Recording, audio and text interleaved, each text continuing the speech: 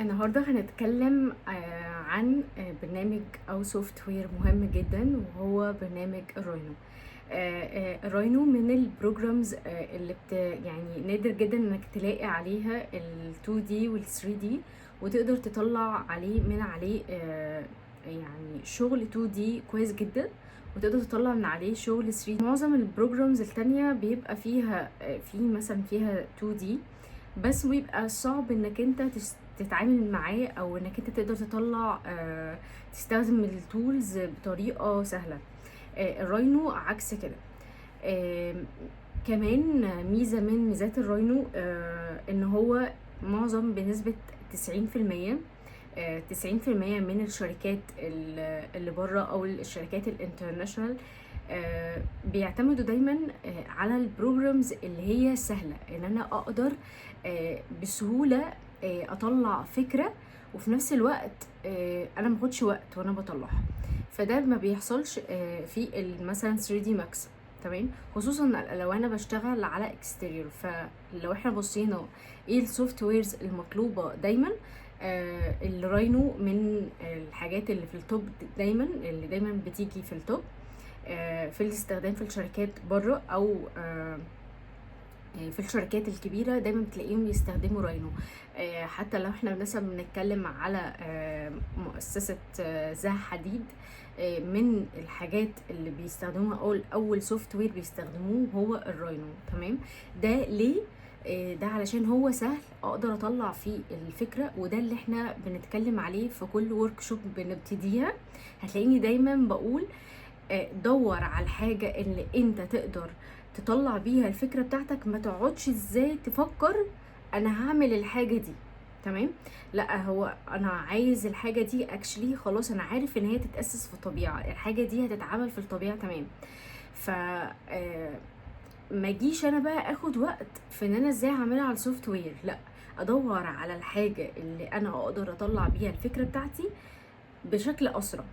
طيب ده هيجي ازاي؟ ده هيجي كل ما انت خبرتك زادت مع السوفت ويرز.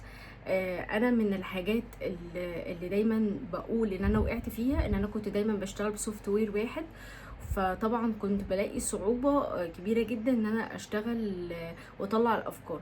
ده كان بيخليني وقت من الاوقات لازم الواحد يقول ايه الحاجات اللي كان غلط اللي كان بيعملها، وايه الحاجات اللي ما كانتش يعني، والحاجات اللي المفروض كان يعملها، تمام؟ هي اني لازم، او عموما ان انت مع الوقت تابديت الداتا او الحاجات اللي انت بتشتغل بيها، بحيث ان انت يبقى عندك فرايتس اكتر في الاوبشنز بتاعت ان انت تشتغل بيها. ان انت جالك بروجكت معين بطريقه معينه، لا والله لو استخدمت السوفت وير ده هيجيلي هيسهل لي وقت وهينجزني في وقت معين. فلو احنا بنتكلم على ان انا اعمل حاجه بروفيشنال، مش مجرد ان انا اعمل حاجه ستراكشر بس، لا، انا اطلع حاجه كويسه.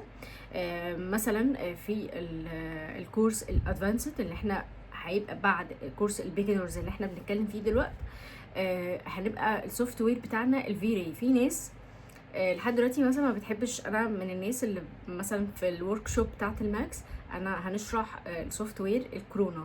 طيب في ناس بتحب الفي راي لحد دلوقتي، فالسوفت وير اللي هيبقى مع الراينو هيكون الفي راي. فالاتنين دول مع بعض بيطلعوا شغل خطير جدا، ومعظم الشغل اللي انت بتشوفه بره وبالكواليتي وبالانيميشنز الخطيرة دي، ده بيبقى اغلبيته بنسبة 90% حرفيا راينو، تمام؟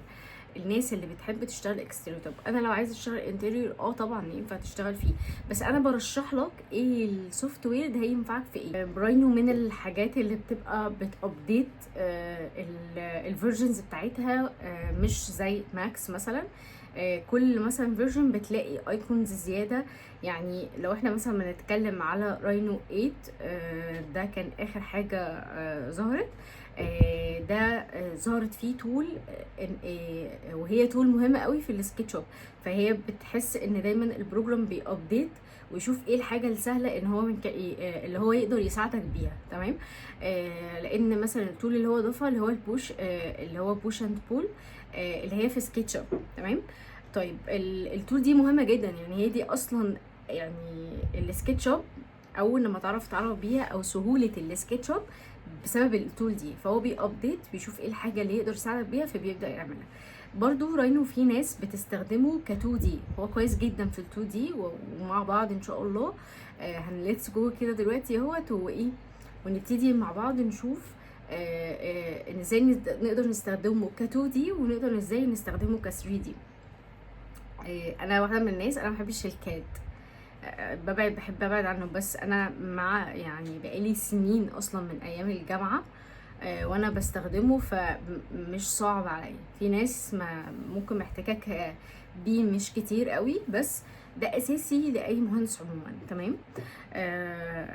من الحاجات برضو الحلوه جدا ان الراينو دامج برضو في تولز في بالاي اي، فدي هتبقى اضافه حلوه جدا ليك. واحنا بنحاول دلوقتي في السوفت ويرز او الورك شوبس اللي احنا بنعملها، بنشوف ايه الحاجه اللي نقدر ندخل فيها التولز الاي اي ونقدر ندمجها لك، بحيث ان انت يبقى عندك ابديت، لان ده اللي بيطلب دلوقتي في الشركات او في اي شغل. فده بيفرق كتير جدا معاك في البورتفوليو بتاعك والسي في.